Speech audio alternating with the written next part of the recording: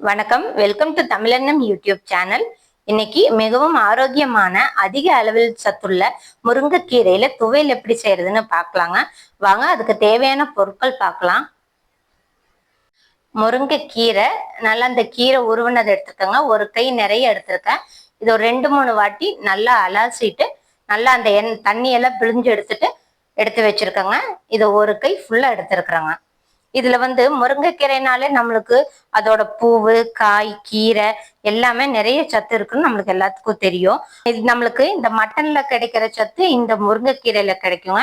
இது நம்மளுக்கு சுலபமாவும் கிடைக்கிறங்காட்டி இதை நம்ம நல்லா பயன்படுத்தி நம்ம உடம்ப ஆரோக்கியமா வச்சுக்கலாங்க.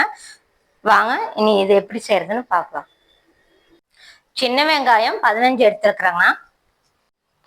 ஒரு 5-6 கொத்து கொத்தமல்லி தலை பொடி பொடியா இந்த மாதிரி நறுக்கி எடுத்துக்கலாங்க. ஒரு பெரிய தக்காளி இந்த மாதிரி பொடி பொடியா கட் பண்ணி எடுத்துக்கிறேங்க. 1 டீஸ்பூன் சீரகம், 1 டீஸ்பூன் வர கொத்தமல்லி எடுத்துருக்குறேங்க. 6 பல் பூண்டு, 5 கொத்து கருவேப்பிலை உருவியது, வரமிளகா 6 எடுத்திருக்காங்க.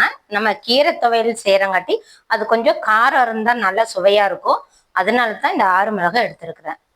1 டீஸ்பூன் கல்லுப்பு, உங்களுக்கு தேவைன்னா மறுபடி போட்டுக்கலாம். சின்ன சைஸ் புளி எடுத்திருக்கேங்க.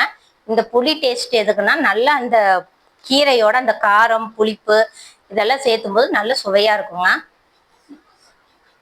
பெருங்காயத்தூள் 1/4 டீஸ்பூன் எடுத்திருக்கேங்க. இது எதுக்கு பெருங்காயம் நம்ம சேர்த்துறோம்னா நல்லா வாசனையா இருக்கும், ஜீரண சக்தியும் நல்லா இருக்குங்க. அதனாலதான் இந்த பெருங்காயத்தூள் எடுத்திருக்கேன். 1 குழிக்கரண்டி கடலெண்ணெய் எடுத்திருக்காங்க. இதுக்கு கடலெண்ணெய் தான் நல்லா சுவையா இருக்கும். 1 குழிக்கரண்டி நம்ம இந்த கீரைய எண்ணெயில தான் வதக்கி வேக வச்சு எடுக்க போறோம். அதனால தான் 1 குழிக்கரண்டி எடுத்திருக்கிறேன். இப்ப நம்ம தேவையான பொருட்கள் எல்லாமே பார்த்தாச்சுங்க.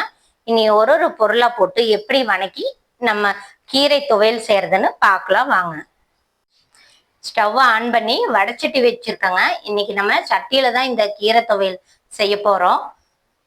சட்டி சூடா இருக்கு, கொஞ்சம் லேட் ஆகுங்க. இப்போ இந்த மண் சட்டி சூடாயிருச்சு பாருங்க, எண்ணெய் சூடாயிருச்சு. நீ நம்ம எடுத்து வச்சிருக்கோம்ல இந்த வெங்காயத்தை சேர்த்திக்கலாம்.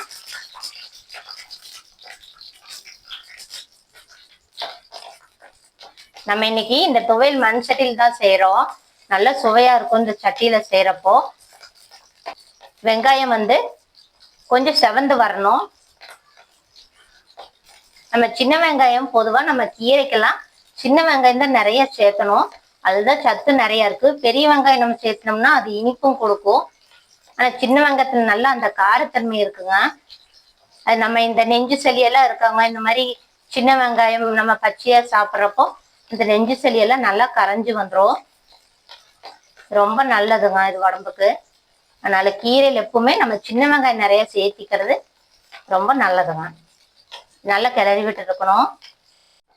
பாருங்க, இந்த அளவுக்கு சின்ன வெங்காயம் நம்ம போட்ட சின்ன வெங்காயம் எல்லாம் இந்த அளவுக்கு ப்ரௌன் கலர்ல வந்திருக்குது பாருங்க, போதும். இனி நம்ம எடுத்து வச்சிருக்க கீரையை சேர்த்திக்கலாம். இந்த கீரை நம்ம இப்போ ஒரு கை போட்டுக்கொள்ளுங்களா, ஒரு கை நிறையா. இது நல்லா வணக்கிறப்போ எல்லாம் கம்மி ஆயிரும். அது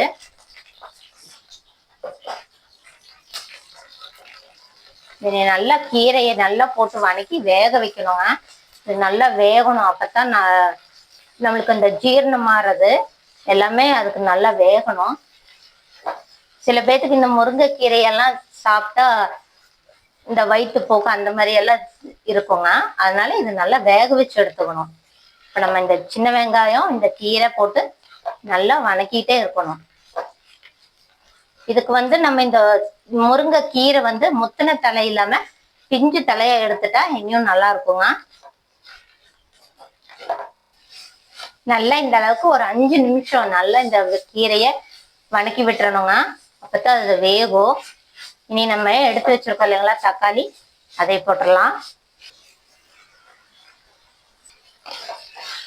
நல்லா கைவிடாம அடிப்பிடிக்காம தொலாவிட்டே இருக்கணுங்க. தக்காளி அது நல்லா தோல் நல்லா சாஃப்டா வர மட்டும் வதக்கிக்கலாம். அதுக்கு தேவையான கொஞ்சம் கல்லுப்பு போட்டுக்கலாம். இப்போ ஒரு பாதி அளவுக்கு கல்லுப்பு போட்டுக்கிறேங்க. ஒரு 1/2 டீஸ்பூன் கல்லுப்பு போட்டுக்கிறேன். ஏன்னா அந்த தக்காளி தோலெல்லாம் சாஃப்ட் ஆயிரும், சீக்கிரமும் வதங்கிரும். அதுக்கு தான் இப்போ பாதி கல்லுப்பு போட்டிருக்கிறேன். நல்லா வணக்கி விட்டுக்கலாங்க. இதுல ஃப்ளேம் வந்துட்டு கொஞ்சம் மட்டும் ஜாஸ்தி வச்சுக்கலாம். இன்னும் தக்காளி இதெல்லாம் வணங்குறதுக்கு கீரை வதங்கணும் இல்லைங்களா. கீரை வந்துட்டு இதுல கீரை தான் நம்ம நல்லா வேக வச்சுக்கணும், நல்லா வணக்கிக்கணும். அதுக்கு தான் நம்ம இந்த கீரையை முதல்லயே போட்டிருக்கோம். இது கூட எல்லாம் நல்லா போட்டு வதக்கி விட்டுடலாம். தக்காளி இப்படி அமுத்தி விட்டுட்டீங்கன்னா சீக்கிரம் ஆயிரும். இனி இதுல நம்ம எடுத்து வச்சிருக்கலாம் இல்லைங்களா கருவேப்பிலை, அதே போட்டுக்கலாம்.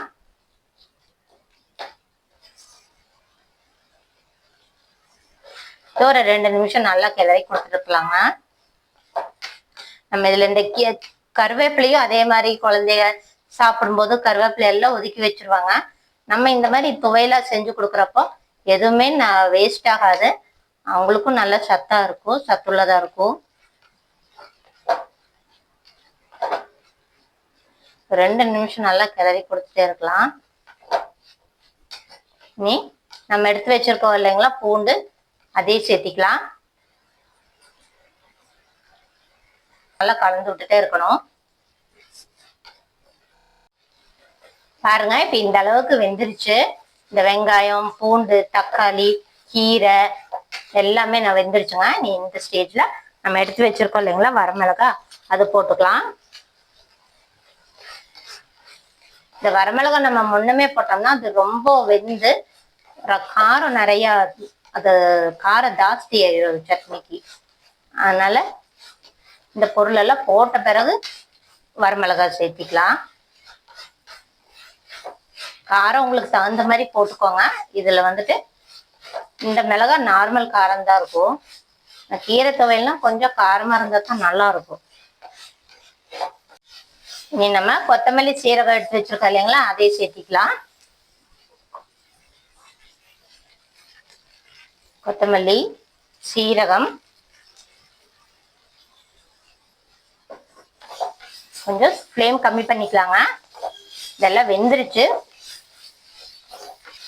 கொத்தமல்லி சீரகம் போட்டு ஒரு 3 நிமிஷம் நல்லா தொலாவி விட்டுக்கலாம்.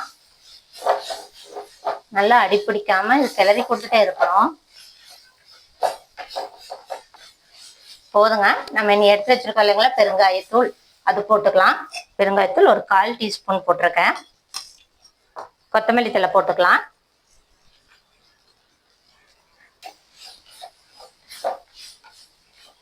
போதும். இனி இதை ஒரு 2 செகண்ட் கிளறிட்டு ஸ்டவ் ஆஃப் பண்ணி இதெல்லாம் வணக்கியாச்சுங்க. இந்த சூட்டுலயே இது ஒரு சின்ன பீஸ் இந்த புளிய இதை போட்டுடலாம். நம்ம எடுத்து மீதி உப்பு ஒரு 1/2 டீஸ்பூன் தான் அப்படியே போட்டோம். இன்னொரு 1/2 டீஸ்பூன் கல்லுப்பு சேர்த்தி இனி அரைச்சு எடுத்துட்டு வந்துக்கலாங்க. முருங்கைக்கீரை துவையல் ரெடி ஆயிடுச்சுங்க. இதை நான் மிக்சியில போடல, ஆட்டங்கள்ல தான் ஆட்டி எடுத்துட்டு வந்திருக்கிறேன். இந்த நம்ம மிக்சியில போடுறதை விட இந்த மாதிரி ஆட்டங்கள் ஆட்டி எடுத்தோம்னா அதோட சுவையும் நல்லா இருக்கும். அது ரொம்ப நேரம் கெடாமையும் இருக்குங்க. நீங்களும் இதே செஞ்சு பாருங்க. முருங்கைக்கீரை துவையல் சாதத்தோட வச்சு சாப்பிடும்போது ரொம்ப சுவையா இருக்குங்க. இது கூட களி, கம்பு, இட்லி, தோசை இதுக்கெல்லாம் தொட்டு சாப்பிட்றப்போ ரொம்ப டேஸ்டாவும் இருக்கும். முருங்கைக்கீரை துவையல் சாதத்துல போட்டு சாப்பிட்ட பிறகு கொஞ்சம் ரச சாப்பாடும் கொஞ்சம் மோர் சாப்பாடும் சாப்பிட்டா ஃபுல் மீல் சாப்பிட்ட திருப்தி கிடைக்குங்க. நீங்களும் இந்த முருங்கைக்கீரை துவையலை செஞ்சு சாப்பிட்டு பாருங்க. தேங்க்யூ ஃபார் வாட்சிங் தமிழன்னம் யூடியூப் சேனல். லைக் பண்ணுங்க, ஷேர் பண்ணுங்க, சப்ஸ்கிரைப் பண்ணுங்க.